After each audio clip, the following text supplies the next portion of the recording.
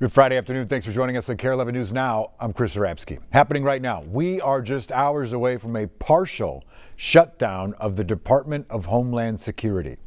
That's after the Senate did not come to an agreement on funding.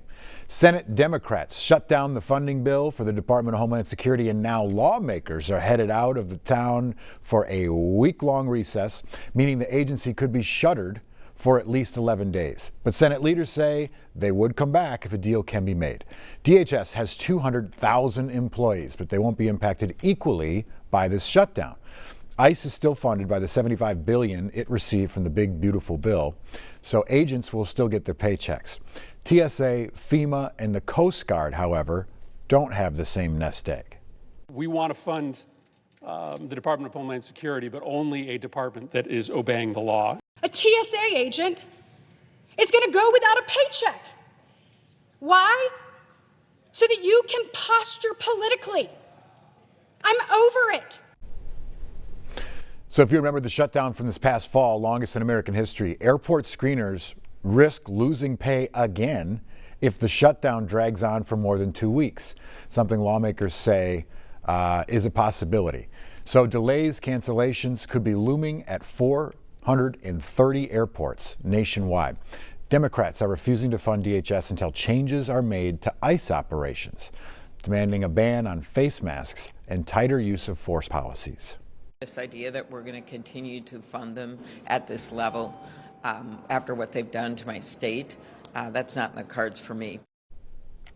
We're also hearing today from city and county leaders about the end of the Operation Metro Surge. President Trump's border czar, Tom Homan, saying the operation is ending and agents will be leaving over the next week. Hennepin County Sheriff DeWanna Witt says the end of the operation is a relief, but now it's up to law enforcement to rebuild trust with their community. And while the operation may be ending, the impact is not, and we understand that. In many ways, the real work begins now. This agency always looks at how we can do our jobs better. So that means we will be going back and looking at things that we can improve on. And that's what every agency should be doing. It's not once something's over or going through it. You always should be going back, addressing all issues, and seeing how is it that you can improve. Happening today, journalist Don Lemon will be in Minneapolis federal court for an arraignment. The charges stem from an anti-ICE protest at a St. Paul church last month. Lemon says that he was covering the protest as an independent journalist, calling the case against him an attack on the First Amendment. Activist Nikema Levy-Armstrong will also be in court today in connection with the case. Now, an update you need to know about this morning. Prosecutors are planning to drop charges against two men who allegedly assaulted an ICE agent with a broom and a shovel. The U.S. Attorney's Office now says the agent's allegations were inconsistent with the evidence. Last month, DHS said the two men hit the agent with a shovel and a broom, and that's why the agent fired his gun. But attorneys for the two men argue surveillance video shows a different story, saying the agent fired as the men ran toward a house. You know, I think if this was a case 20 years ago where we didn't have all the surveillance that we do, you know, municipal surveillance, ring cameras on doorbells, that lie, if I can go that far, might never been uncovered. But, you know, in today's day and age, there's video cameras all over the place. And so it's much more difficult to get away with something on the street. Attorney Frederick Getz also says it's rare for a case like this to be dismissed so early in the process. He says it's even more rare for it to be dismissed with prejudice. It's a legal term that means that the two men can never be charged again in relation to this incident. Governor Walz proposing $10 million in emergency funding to small businesses impacted by Operation Metro Surge. It's part of a package the governor is putting forward ahead of the legislative session that starts next week. Here's Danny Spiewak with a closer look at those details.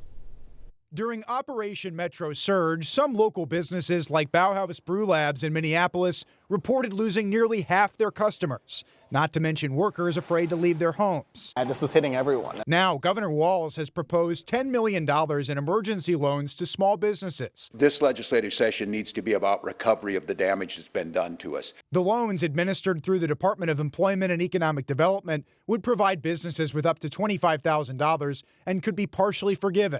We know that the economic harms are far in excess of that, but this helps, we believe. This legislative proposal for small business relief cannot pass without the support of House Republicans, who hold a tie in the chamber. I would really be interested in seeing exactly what the governor is choosing to propose there. House Speaker Lisa Dameth, who is running for the GOP nomination for governor, did not rule out supporting the relief funding, but also wouldn't commit to it. The $10 million in funding would make up a small portion of the state's $66 billion two-year budget. We're headed toward a deficit.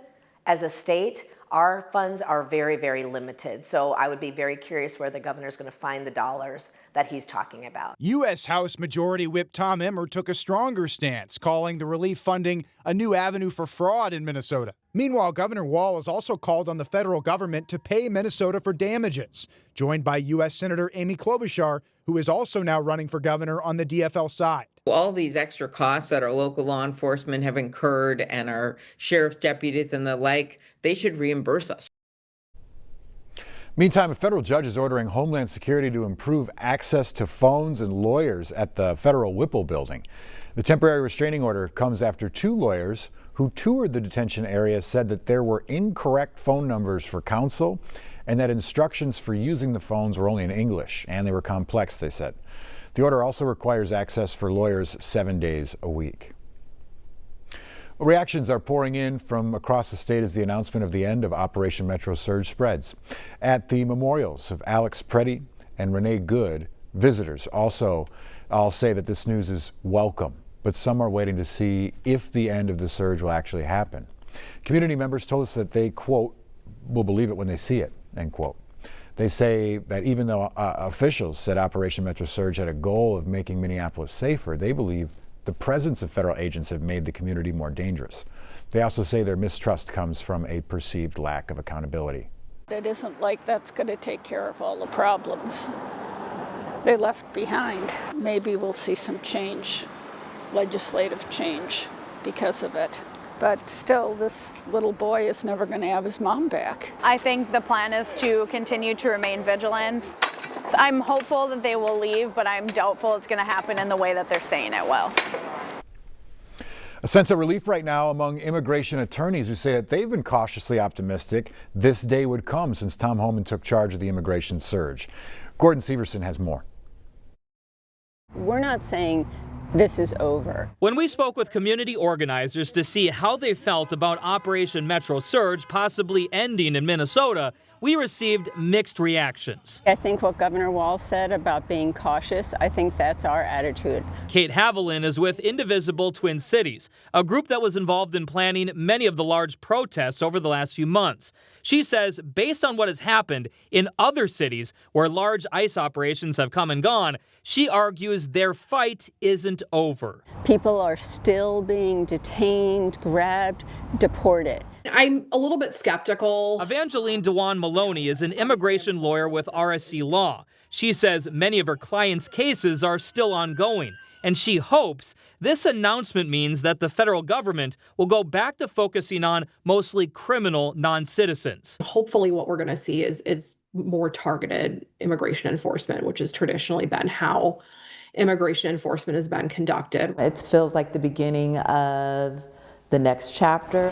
At the Greater Twin Cities United Way, there is a sense of relief, but leaders say their work is just getting started. There are community members that have been impacted, that haven't been to work, that haven't been to school, that are probably behind in their lessons, that are already behind in February's rent and are trying to figure out how to meet March's rent. Senior Vice President Shannon Smith-Jones says it will take months to a year for many families and small businesses to financially recover. No matter what happens, there's still going to be some recovery that needs to happen.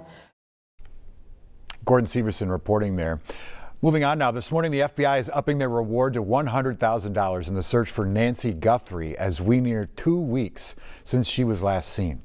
FBI Phoenix is releasing brand new details about the suspect from the security footage. They said it's wearing a black. The person is wearing a black Ozark Trail hiker pack, which you can see here. They also believe the person is 5'9" or 5'10". They say they've gotten more than 13,000 tips related to the case. And new this afternoon, Ring is ending its partnership with Flock Safety after backlash over a Super Bowl ad highlighting the partnership. The ad showed how Ring owners can share their camera's video to help owners of lost dogs find their animals. Immediately, people brought up concerns over how that type of AI could be used. Amazon says that it realized the integration would have cost too much time and money. Ring says the dog finding function is still available and users have to grant video sharing permission each time a pet owner requests it. Stick with us. We got more news and weather coming up after the break.